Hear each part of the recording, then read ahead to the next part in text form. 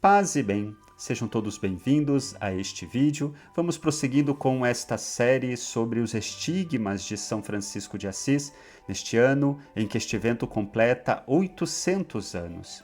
Mergulhemos nesta história. Bem, o primeiro testemunho histórico que temos sobre os estigmas de São Francisco é um testemunho muito valioso. Se trata de uma carta redigida por Frei Elias de Cortona, que era o ministro-geral da Ordem Franciscana, por ocasião da morte de São Francisco, que acontece na noite do dia 3 para o dia 4 de outubro de 1226. Frei Elias vai escrever uma carta comunicando os frades o falecimento de São Francisco, e é nesta carta que ele vai escrever assim: "E agora eu vos anuncio uma grande alegria e a novidade de um milagre. Não se ouviu falar pelo mundo de tal portento, a não ser do próprio Filho de Deus, que é o Senhor Jesus Cristo. Não muito antes de morrer, nosso irmão e pai apareceu crucificado, carregando em seu corpo as 5 chagas que são verdadeiramente os estigmas de Cristo. Suas mãos e pés tinham como que ferimentos fixos de ambos os lados, guardando as cicatrizes e ostentando a cor escura dos cravos. O lado, porém, aparecia lanceado e muitas vezes exalava sangue." Então esse testemunho é importante porque se trata de um testemunho que nos vem do dia da morte de São Francisco e que nos é dado por um dos seus companheiros. Bem, depois disso, historicamente, nos consta a primeira vida de São Francisco, que foi escrita por Frei Tomás de Celano em 1228, portanto 2 anos após a morte de Francisco. Este frade também conheceu pessoalmente São Francisco. E também nesta vida de Francisco que ele escreveu, vamos ter um testemunho precioso sobre os estigmas de Francisco. Assim escreve Frei Tomás de Celano: "2 anos antes de entregar sua alma ao céu, estando no eremitério, que por sua localização tem um nome de Alverne, Deus lhe deu, a Francisco, a visão de um homem com a forma de um serafim de 6 asas, que pairou acima dele com os braços abertos e os pés juntos, pregado numa cruz. Ao ver isso, o servo do Altíssimo se encheu da mais infinita admiração, mas não compreendia o sentido. Experimentava um grande prazer e uma alegria enorme pelo olhar bondoso e amável com que o serafim o envolvia. Sua beleza era indizível, mas o fato de estar pregado na cruz e a crueldade de sua paixão atormentavam-no profundamente. Levantou-se triste e alegre ao mesmo tempo, se isso se pode dizer, alternando em seu espírito sentimentos de gozo e de padecimento. Estava nessa situação com a inteligência sem entender coisa alguma e o coração avassalado pela visão extraordinária, quando começaram a aparecer-lhe nas mãos e nos pés as marcas dos 4 cravos, do jeito que as vira pouco antes no crucificado." Então aqui temos um testemunho muito importante. Frei Elias só nos disse que foi 2 anos antes da morte de Francisco que ele começou a trazer em seu corpo as marcas da paixão. Tomás de Celano já nos conta um pouco mais, Nos fala dessa experiência que Francisco teve de uma visão, como que de um homem que parecia um serafim, uma espécie de anjo, e ao mesmo tempo crucificado. Era, portanto, uma visão do próprio Cristo, e que essa visão ele não entendia muito profundamente, mas sentiu um grande amor, e que nessa experiência, desta visão que ele teve em oração, foi aparecendo em seu corpo as marcas da paixão.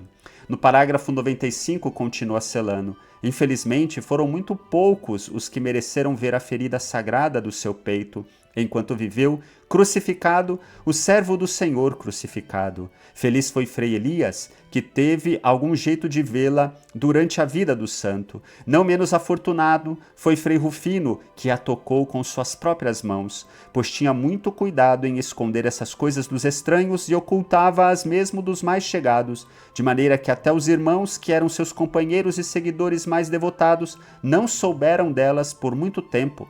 E o servo e amigo do Altíssimo nem procurou por causa disso comprazer-se em alguma vanglória. Pelo contrário, para que o favor humano não lhe roubasse a graça recebida, procurou escondê-la de todos os modos possíveis." Então, aqui o testemunho que nos é dado, que Francisco escondia as chagas, e muitos poucos puderam vê-la e tocá-la, né? E ele não se orgulhava disso, não ostentava nada por causa disso, mas guardava como um tesouro escondido. Bem, um testemunho posterior nós temos na chamada Legenda dos Três Companheiros, escrita por volta de 1246, depois que o ministro-geral, Frei Crescenso de Iese, pediu que os frades trouxessem novas informações, algumas coisas sobre Francisco que de repente ainda não tinham sido escritas, e disso vai ser compilada esta legenda sobre a vida de Francisco. No parágrafo 69, assim lemos: O próprio Deus, querendo mostrar ao mundo inteiro o fervor desse amor e a perene memória da paixão de Cristo, que ele trazia em seu coração, honrou-o magnificamente, ainda em vida, com a admirável prerrogativa de um singular privilégio. Pois, como era elevado a Deus pelos ardores seráficos dos desejos e se transformava por uma doçura compassiva naquele que por enorme caridade quis ser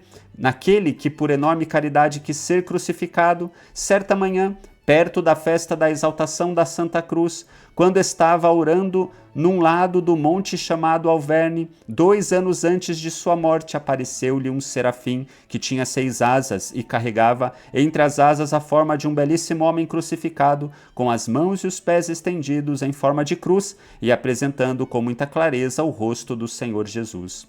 Com 2 asas cobria a cabeça, com 2 o resto do corpo até os pés, mas as outras 2 se estendiam para voar. Quando a visão desapareceu, ficou em sua alma o admirável ardor do amor, mas em sua carne apareceu mais admirável a impressão dos estigmas do Senhor Jesus. O homem de Deus procurou ocultá-los, como pôde até a morte, não querendo publicar o sacramento do Senhor, embora não conseguisse escondê-los, absolutamente, sem que fossem conhecidos pelo menos por seus familiares, os frades mais próximos.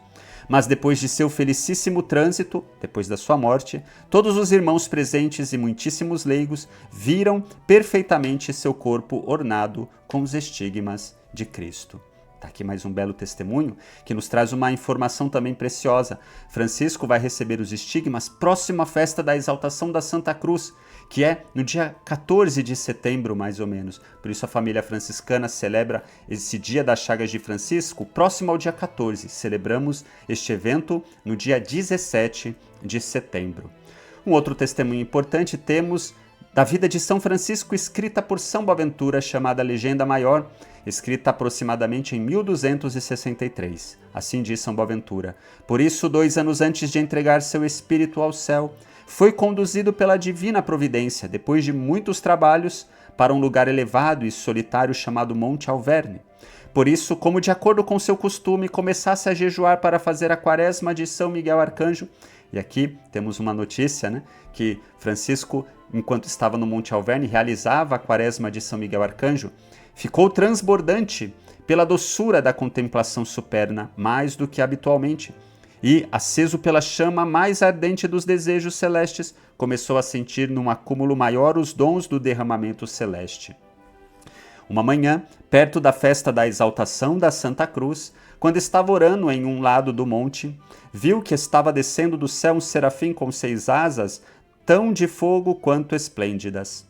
Chegou no voo rapidíssimo, ao ponto do ar perto do homem de Deus, aparecendo entre as asas a efígie de um homem crucificado com as mãos e os pés estendidos em modo de cruz e na cruz pregados.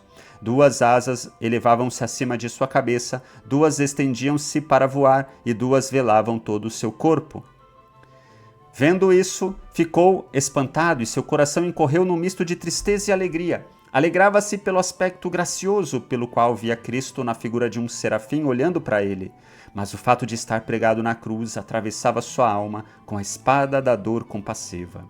Por isso, quando a visão desapareceu, deixou no coração dele um admirável ardor, mas na carne imprimiu a figura não menos admirável dos sinais, pois começaram a aparecer imediatamente em suas mãos e pés os sinais dos cravos, como um pouco antes tinha visto naquela imagem do crucificado. Então aqui o testemunho de São Boaventura, né, que vai de encontro aos testemunhos anteriores. E por fim, um importantíssimo testemunho temos no chamado bilhete a Frei Leão. este bilhete, Francisco escreveu a Frei Leão, escrevendo ali uma bênção a Frei Leão. Do lado da folha, Leão vai acrescentar com suas próprias palavras esse testemunho. Lembrando que Leão foi junto com Francisco ao Monte Alverne, estava próximo a Francisco quando aconteceu esse evento, e assim vai escrever Frei Leão. 2 anos antes de sua morte, o bem-aventurado Francisco fez no Monte Alverne uma quaresma em honra da bem-aventurada Virgem Maria, Mãe de Deus, e do bem-aventurado São Miguel Arcanjo, desde a festa da Assunção da Santa Virgem Maria até a de setembro de São Miguel Arcanjo. E o Senhor pousou a mão sobre ele. Depois da visão e das palavras do serafim e da impressão no seu corpo das chagas de Cristo, compôs estes louvores, que estão no outro lado desta folha, os quais escreveu de sua própria mão, dando graças a Deus pelos benefícios que lhe tinha feito. Então, que testemunho precioso! Assim vemos que o fato dos estigmas de Francisco está historicamente muito bem atestado. Esse bilhete a Frei Leão fecha esses testemunhos que nós temos da história. E, ao mesmo tempo, com a oração que Francisco escreve com suas próprias mãos, nos expressa também o sentido profundo da experiência de Francisco.